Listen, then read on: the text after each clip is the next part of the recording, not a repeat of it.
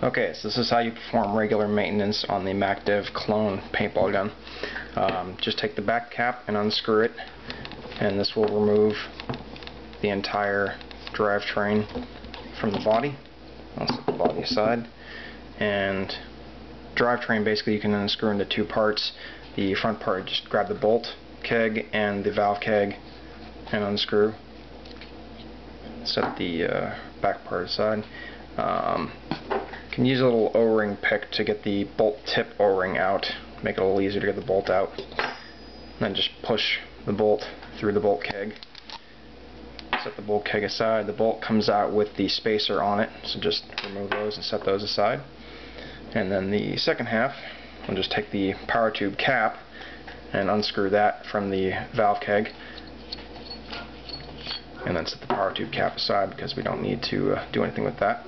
And then we can just push the power tube out of the valve keg and then remove the valve from the valve keg. And then just wipe off any old or excess lube from the parts and set them to one side.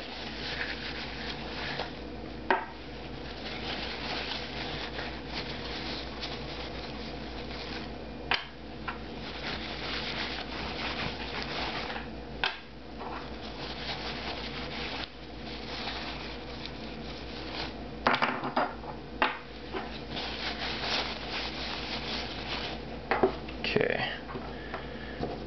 Now it's recommended that you use MacDev Militia Lube to lube your clone.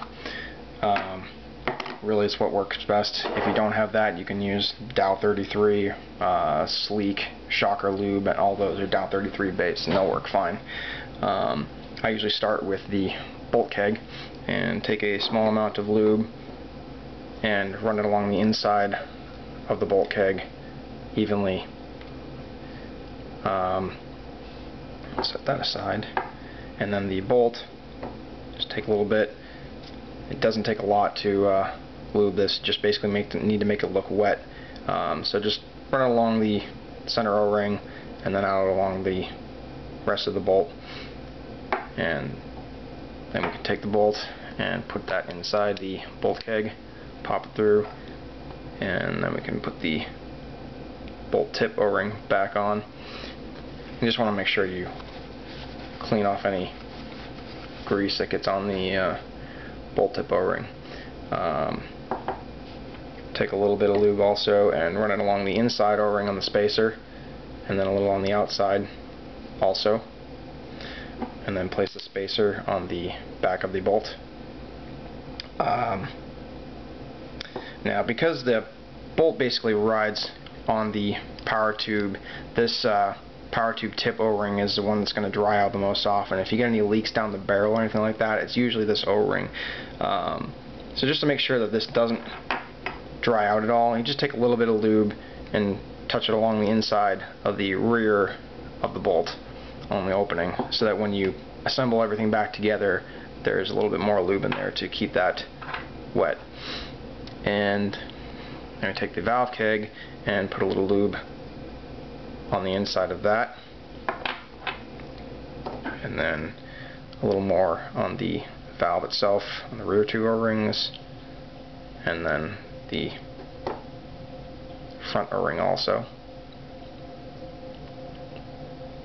Just make sure that's worked in, and then reinsert the valve in the valve keg, and then slide the power tube through the back of the valve keg and replace the power tube cap to lock it in place. And you can run a little lube along the rear power tube O-ring, and then a little more on the power tube tip O-ring. Then just put the power tube back into the back of the bolt, and then screw the bolt keg and the valve keg together. And I usually take a little bit more lube and just kind of run it along the exterior O-rings just to make sure that they're lubricated. Set this aside, and then reassemble it, stick it back into the body, screw the drivetrain back in place,